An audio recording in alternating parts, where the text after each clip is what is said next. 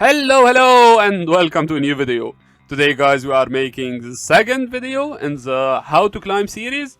This video is about teams, team composition, team format, whatever you want to call it. I will try to make it as short as possible, but remember, guys, this is a learning process, meaning that you don't just need to watch the videos.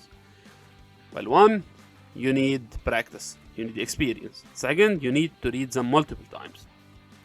Anyway, this is the second level that comes after learning the typing. So assuming, of course, that you guys have learned them and mastered them, assuming if you haven't, go watch the first one, and if you have watched it, well, look at the graphs multiple times, try to study them. I'm not gonna lie, it's gonna be hard. It needs the studying, but I mean, well, it wouldn't be all that hard. So, and it's very necessary. Like everything else will be built upon types. So don't just look them quickly and move on. You really need to fully remembering them in order to advance in Pokemon Go. Anyway, let's stick to our topic of the day. We are talking about teams. Well, look, Pokemon Go looks, for the outside, talking here about the PvP side, of course, looks very simple. It doesn't really have any tactics whatsoever. You know, people normally tease us by saying it's a tap game, you know? Like we just tap. Which is fair, but I mean, for real though, PvP side is very complicated and it gets way more complicated as you go. Like, you learn something, then another thing shows up. You have always something to learn, so that applies to everyone. Like, literally everyone here playing the game hasn't fully mastered it, and probably we will never fully master it. Like IVs, for example, I mean, how much knowledge do you need to know in order to know the damage you are dealing in the game, and based on it, for example, guess the IVs of the Pokemon and guess how many moves to KO and stuff like that, if resisted, if not. I mean, granted, experience give you somewhat of a grasp around it. Like, if I throw 3-4 moves, I can guess potentially how many more fast moves I'm gonna need in order to KO, but I mean, I myself have been playing since season 4, probably 4 or 5, and even then, it's just a guessing game. So yeah, the game is very complicated. For example, you see 3 Pokemons. Alright, this is how we play PvP, 3 versus 3. But these 3 aren't really just randomly picked. They have a role, they have a format, they have a specific way to play them. Well, there are in total, they used to be 3 team formats that are famous, but recently I've been seeing a 4th one. Like, the 4th one isn't really named, so I'm gonna name it myself. It's played in high elo, like we are talking leaderboard and stuff like that, and around this range of elo. It's very nice, I use it, I like it, and it's somewhat complicated. Like, it took a play here in this season because of Dragonair mostly. Dragonair made it popular. Anyway, we will get to all of these soon, but first, let's look at the first one, the first team composition, our team format, and afterwards you yourselves will start to see the difference between each one. You'll start to see which one is more suitable for your style of play, etc. So let's look at the first one. Well, let's start with the classic first. The classic line is ABC line. It has a lead. In this situation we have Swampert, we picked Swampert, a closer, which is Skarmory, and a pivot, or a safe swap, which in this scenario is Lickitung. Now, Skarmory, if you have learned the typings, you'll know that Skarmory has steel and flying types, meaning that it covers normally grass in most cases. Swampert is a mud boy.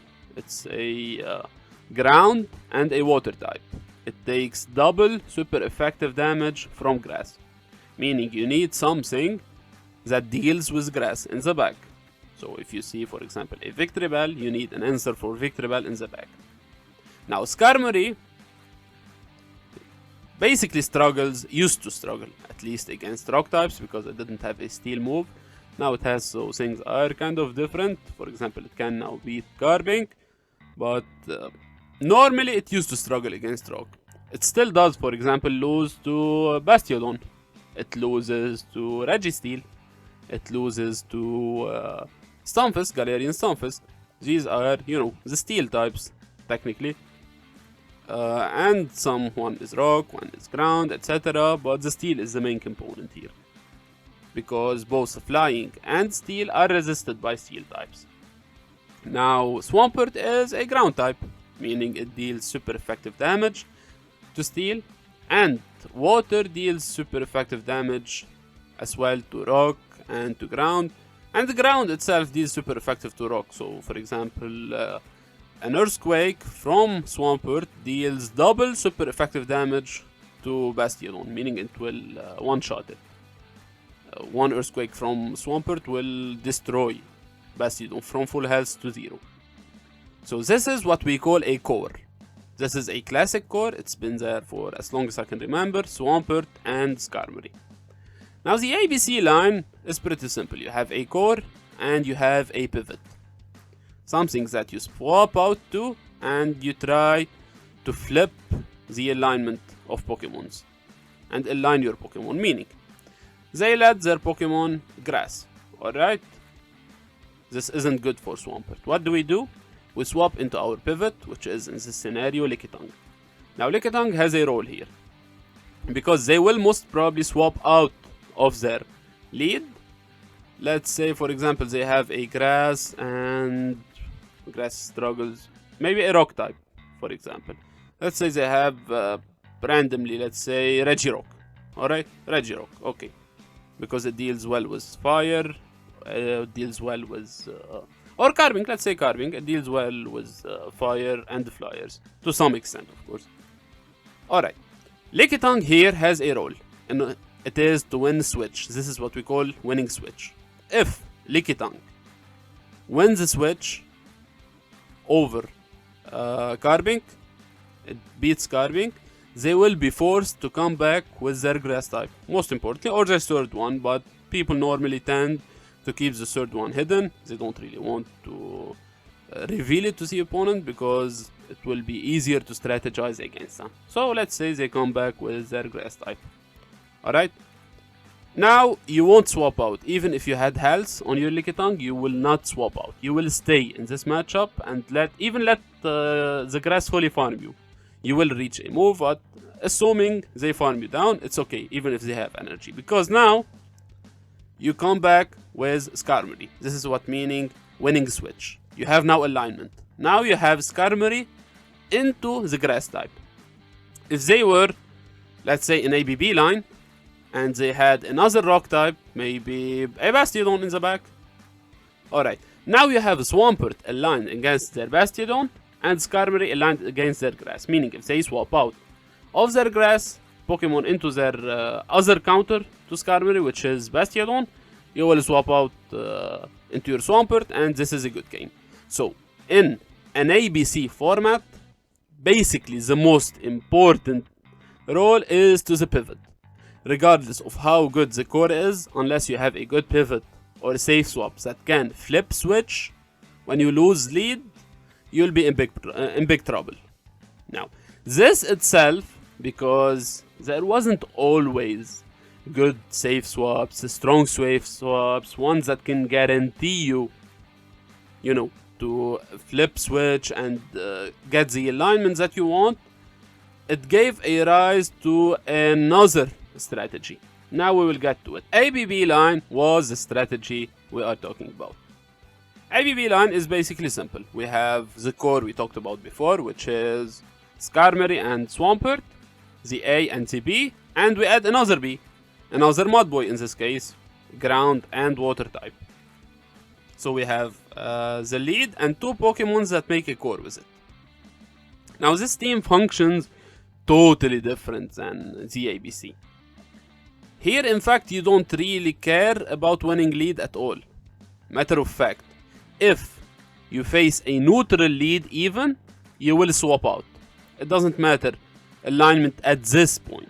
It matters later on because it assumed, for example, that let's say they have an ABC team, okay? They have a rock, let's say they have a rock type in the lead, and they have a grass type in the back. Alright? It's an ABC line, and they have the safe swap. The role of this ABB team is you swap out into your pivot. In this situation, probably Swampert, because you can run Sludge Wave on it in order to throw something super effective against the grass, although it's a losing game either way. But the role here is to draw out or to bait out the grass type user in an ABC line.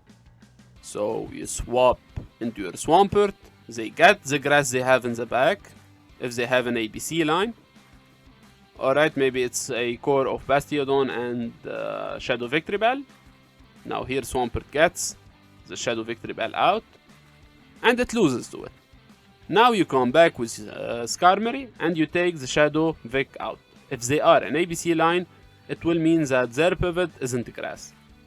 And Whiscash has so much of a dominant matchup against the Rock, the Bastiodon, so much so that if given shields, it might be able to take both Bastiodon and the Pokemon in the back, because Skarmory wouldn't really do much here in this scenario. Assuming, of course, it was Bastiodon, because Bastiodon completely walls Skarmory. Unless you have both Flash Cannon and Steel Wing, and you have a shield advantage. Actually, nowadays you can beat it if you have these, which is not really flexible at all and hard to play, etc. So, in general, Bastiodon hard walls the Skarmory. Now again, the role of the ABB line is to stay if you are facing grass. Only grass, because your backline here in this scenario are Skarmory and Whiscash, and they only have a weakness, double weakness to grass. So unless you see a grass on the lead, you always swap out. You swap out to bait any potential grass type in the back. When you do so, you can clean it with your Skarmory, try to deal as much damage as possible with a Brave Bird potentially, and then put the load on Whiscash. Now, of course, you can run Whiscash as a pivot and run it with Blizzard, but it wouldn't be very effective.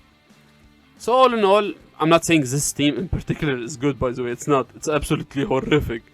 We're just using this team as an example because it's a very classic core and it's very obvious. Alright, so this is in general an ABB line. It doesn't really... It's, by the way, the most famous team composition at the moment. It's used very widely because it can function in almost all scenarios unless your opponent is running an ABB line with, for example, what counters you, meaning a Bastiodon and double grass in the back. Let's say they have Bastiodon, Shadow Vic, and Serperior, for example. Now, their A counters your A, their B counters your B, and their other B counters your other B. In this case, you're fucked. Not gonna lie. There isn't really much you can do about it, which is the drawback of ABB, by the way. ABB is very RPS. It's very, especially like 2-3 seasons ago, you used to only see ABB lines. They were everywhere. So basically, it was an RPS game. Rock, paper, scissors. Either you win lead and you counter them, or they counter you. And if they counter you on the lead and they are using an ABB line, meaning their B counters your B, so it's game over basically. And you don't really have much of a play in an ABB line to win switch. Because mostly, again, if any teams that counters your lead, basically their backline, or at least one of the Pokemon in their backline, counters one of your backline. They are the same, so they will win the switch.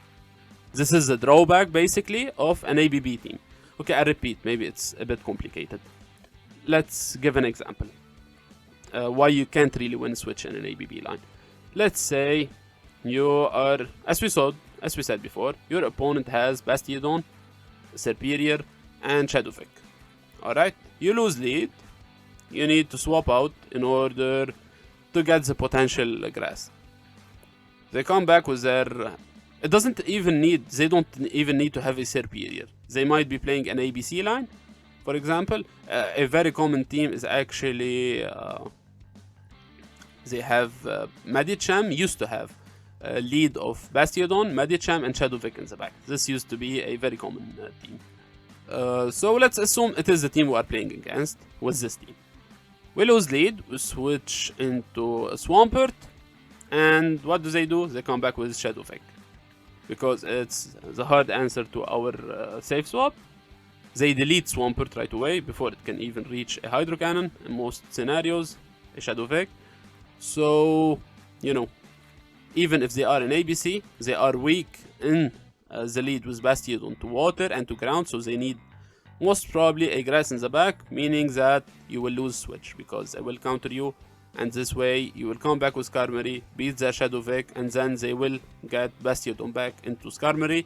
You'll swap out, they'll swap into their other Pokemon, and this way Bastiodon will always be locked against your Skarmory. Alright, so it's not a very not functional, but not a very flexible team format. I myself hate it, to be honest. I don't like ABB teams. I like them, I play them all the time, but in a different thing. I will get to this in the conclusion if you stay to this point. By the way, if you guys liking this content, please consider subscribing, liking the video. It helps the algorithm to distribute it to more people who are interested. This playlist in particular, I'm very interested in getting it to as many people as possible, especially people who don't really PvP, who are new to PvP, because it can get pretty tricky and pretty confusing. So the aim of this series is to make it as simple as possible. Alright, so let's go into the third format now. Alright, now the third team formation. It's called an ABA line. In this case, we have a lead, which is Swampert. We have Skarmory, and then we have a Whiscash. So, same Pokemons technically as an ABB line, but different distribution. Alright? Now this team, unlike the ABB line, it functions the opposite. In an ABB line, you always want to swap out, even in neutral scenario, in order to draw out the counter. Here, it's quite the opposite. Here, you don't want to swap out, even in bad scenarios. Alright? So, let's say you are leading against a grass in the lead. You don't swap out. Granted, it destroys you, but still, you don't swap out. Normally, again, when you use an ABA line, you don't use this team. Again, this is a team, for example, but it's very, very, very, very bad. I played this team before. When I played it, for example, I used Frostless on the lead with... that was before a couple seasons, like 3-4 seasons before, but was one of my favorites. With both the little thing, what's called? No, fuck, I cannot even remember the name. Okay, I'm stuck. I'm probably gonna delete this in editing. But it had Alolan Marowak and, you know, the bubble user. Fuck, I'm stuck. I hate this. I'm gonna delete this, of course, in the edit, but I cannot remember the name. You know, the fairy and water. I'm not gonna remember it. Anyway, I have to continue. The water and fairy type. Yeah, so I used to play it because Frostless, even though when it loses the lead, for example, you lose to Stunfisk, which was everywhere at the time, Avalanche and Powder Snow are hitting for neutral damage, and they deal a lot of damage. Stunfisk outpaces, surely, but even though they outpace, they still need to throw 10. One Rock Slide, don't KO, so they need to do 10 mud shots in order to throw 2 Rock Slides. I reach it at 6, so I can throw the Avalanche pretty comfortably. Now, in an ABA line, you don't shield your lead. Your lead has a role, which is to soft lose most of the games. Alright? It's the role of the lead. Soft lose, preferably if it can get you shield advantage in neutral scenarios. And normally, for example, Frostlass, as you know, can get you shield advantage because Shadow Ball and Avalanche hit crazy hard. And although it's not a bulky Pokemon, it's not fully very classy Pokemon, so it can take a hit in most cases. So it can function as a good ABA line. Azumarill! I remember that. It's Azumarill. The Pokemon I was referring to. Yeah, okay, I'm not gonna edit this thing out now. I'm sorry, you have to be stuck with me guessing the name. Okay, so in this team, for example, the other team I played, then if you had a Stunfisk, even if they win against you, you will come back with Azumarill and kill the G-Fisk. Now, G-Fisk, as you know, in most cases, normally had grass in the back. They used to play it with Grass Hole, meaning 2 grass at the time. So, if I can get the G-Fisk out, my Alolan Marowak could sweep their backline because most teams, again, were ABB at the time. So, you'd see mostly basically 2 grass in the back, Grass Hole. Granted, the team, for example, would struggle against if they had what's it called? The flying dragon one, not Dragonite, the bulky one. Okay, by now I guess you guessed I struggle with names a lot. So yeah, if they had it, it was popular at the time, especially after it got the Community Day Moonblast, so it was very popular. So yeah, it could be used as well, because as you know, your lead G-Fisk at the time used to counter both Bastiodon and Registeel, so it made a good core.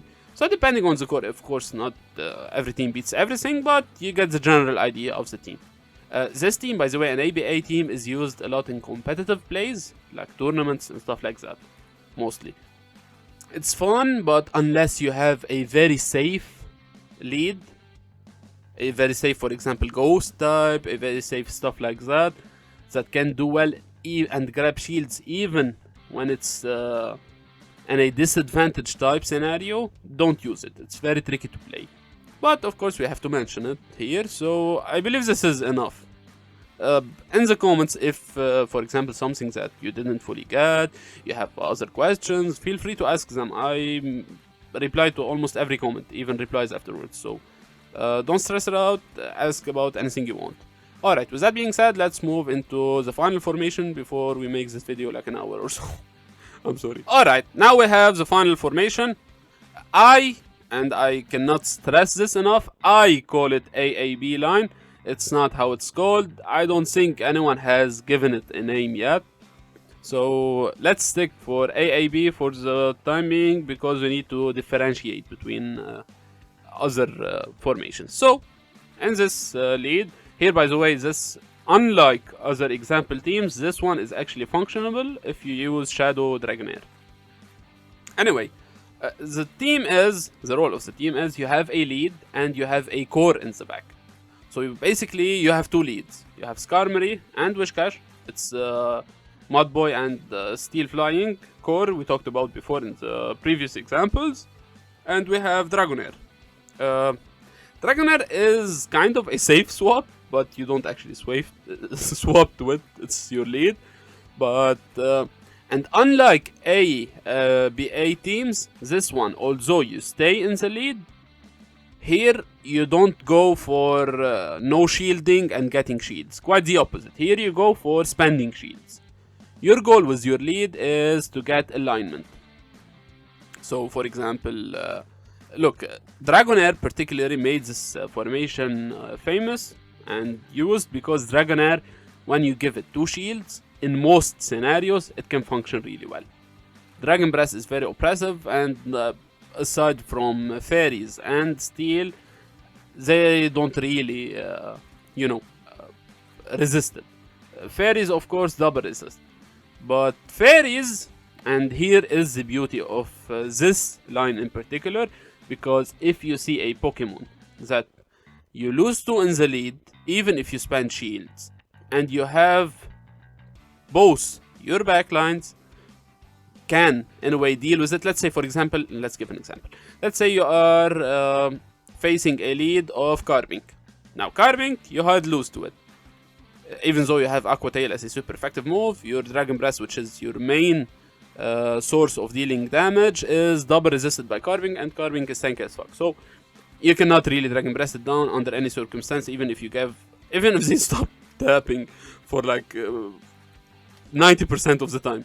You cannot really fast move it down. So what you can do here in this scenario is swap to one of your backline, because both Skarmory and Whiscash hard walls Carbink. So it kind of, well, not hard walling. In the case of Skarmory, you are still taking neutral damage and you are dealing resisted damage with the charge moves, but the fast move is kind of oppressive and it deals double super effective damage. So yeah, of course you have a better matchup with Whiscash against Carbink. Anyway, in this scenario you can swap out into your Skarmory, because even though it's not fully functioning as a core between Dragonair and Whiscash, you can to some extent maintain this core. Dragonair struggles against steel types, Whiscash covers that. Whiscash struggles against grass types, Dragonair covers that. So even though it's not the best core, like for example Ice deals super effective damage to your lead, and your backline, your Whiscash doesn't really deal well with Ice. For example, a Dugong will wreck this team. But, you know, it's a kind of functioning core if you get the need to it. It's a very good team on the long run in consistency.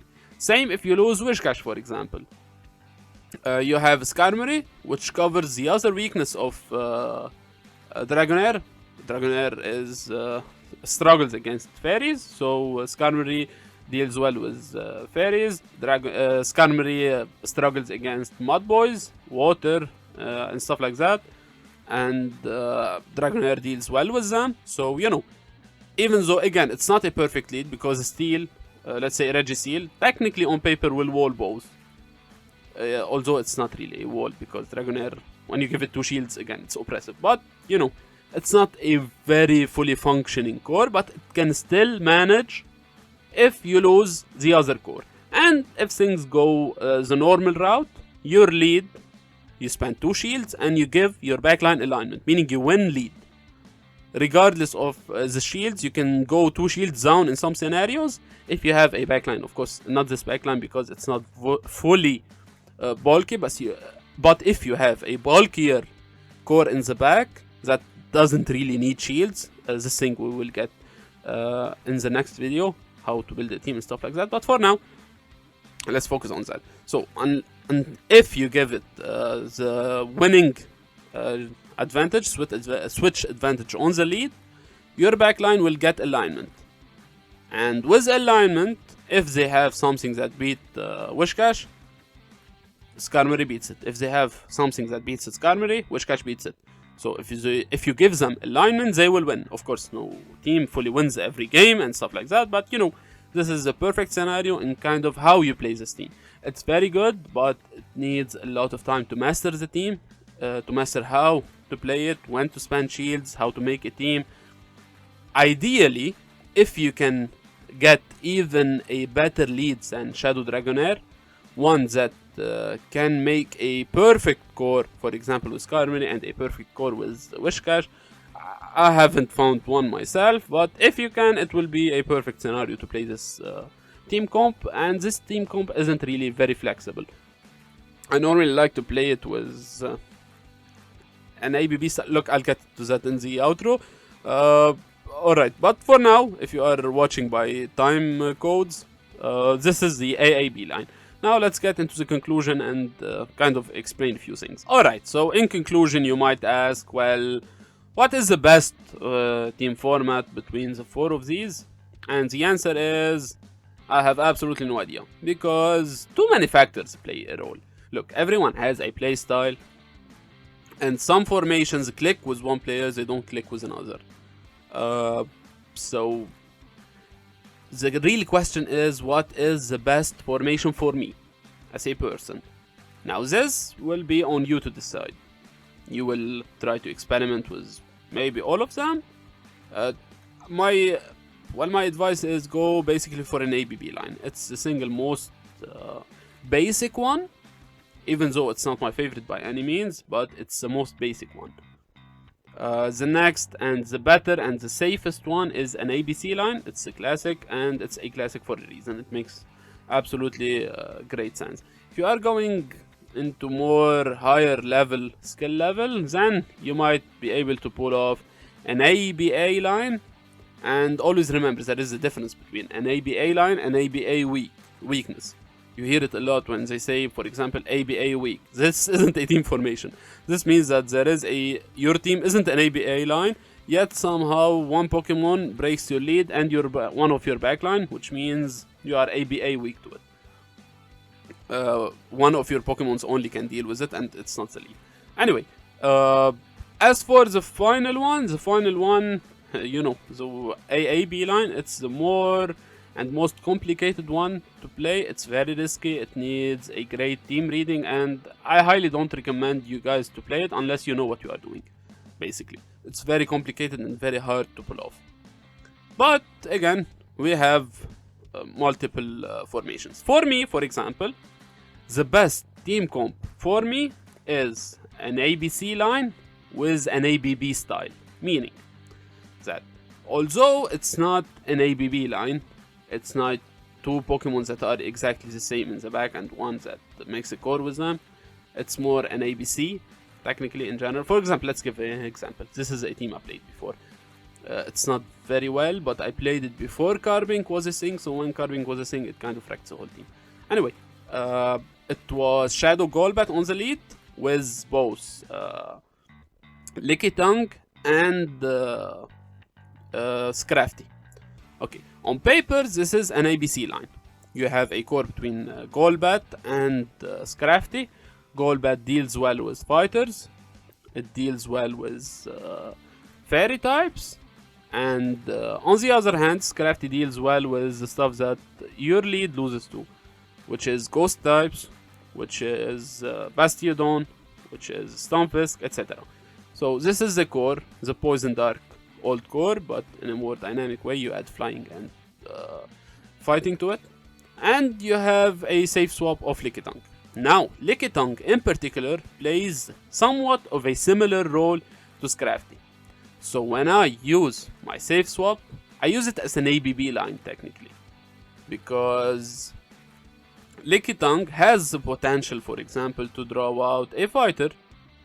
Scrafty loses to fighting. So it's an ABB style in this, even though it's an ABC line. It can draw out a fighter, but at the same point, it kind of can, to some extent, deal with some of the weaknesses of the lead as well. So it is still an ABC line, but ABB style.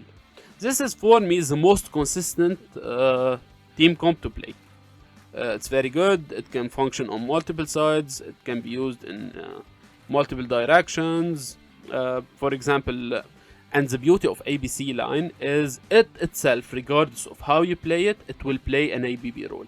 Meaning, if you swap out into your safe swap and you have a core of A and C, let's say for example they have a fairy type in the back.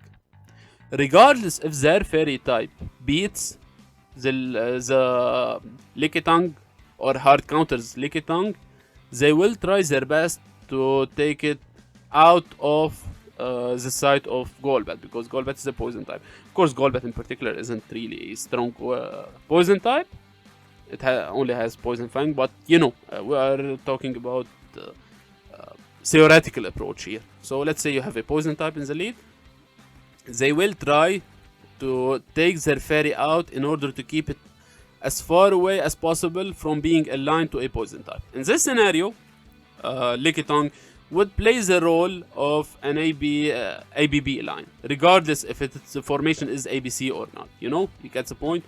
So it will draw out a neutral fairy that is running away from a very terrible lead matchup. So all in all, this is again my favorite team comp. Next video will most probably be team building and team reading. This is of course a high level skill, and we are not going by, like, you know, this skill, the next one after it. No, I'm more focusing on a specific theme, which is in this scenario teams, until we get to the top, which is team reading, and then I will switch most probably into moves, for example, and we will learn counting, throwing, etc. So we will go step by step, but this doesn't mean that the second one, for example, is higher than the first, and the third is higher than the second, etc. It's not a pyramid way, you know. Again, guys, if you are liking the content, consider subscribing, liking. Liking helps a lot, by the way, in the YouTube algorithm, because it shows the algorithms that you are liking this content, so it features it to more people who might be interested in it. Feel free to ask as many questions as you possibly need, and give as many feedback as you can. For example, if my style is too fast, not explaining a lot, maybe it's too long and you prefer it to be broken down into multiple videos, regardless, if you have a feedback, please, even if it's bad, I don't really mind, I don't really care. Be as harsh as you want, I don't really care. I take it as a joke, but leave a feedback. You know, it helps me to understand more how you guys perceive information. With that being said, thank you guys for watching till the end, and I hope to see you in the next video. Till then, take care of yourselves. Bye bye.